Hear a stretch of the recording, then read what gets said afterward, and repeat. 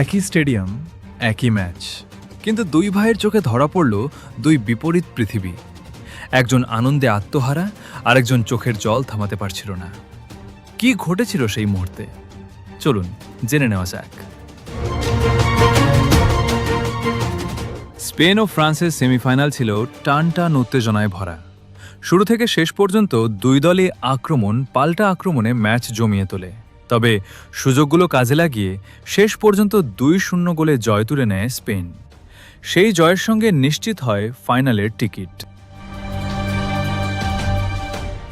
মাঠে খেলোয়াড়দের উল্লাস যেমন ছিল, গ্যালারিতেও তৈরি হয়েছিল এক আবেগঘন দৃশ্য।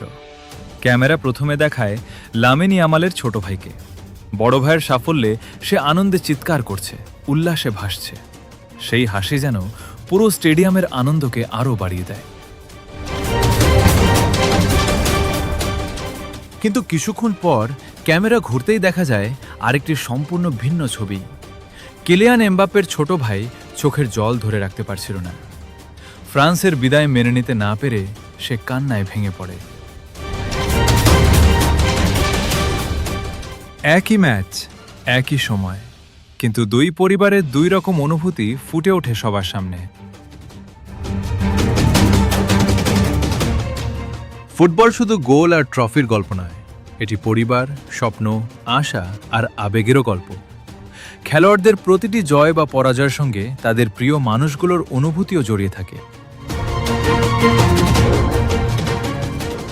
এই কারণেই কয়েক সেকেন্ডের সেই দৃশ্য সামাজিক মাধ্যমে দ্রুত ছড়িয়ে পড়ে।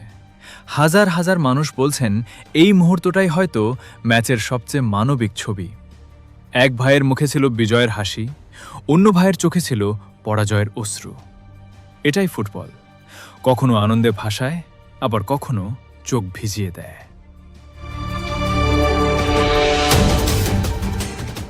আপনার মতে এই ম্যাচের সবচেয়ে আবেগঘন মুহূর্ত কোনটি ছিল? কমেন্টে জানিয়ে দিন। আর এমন ফুটবলের গল্প ও আপডেট পেতে চ্যানেলটি সাবস্ক্রাইব করতে ভুলবেন না।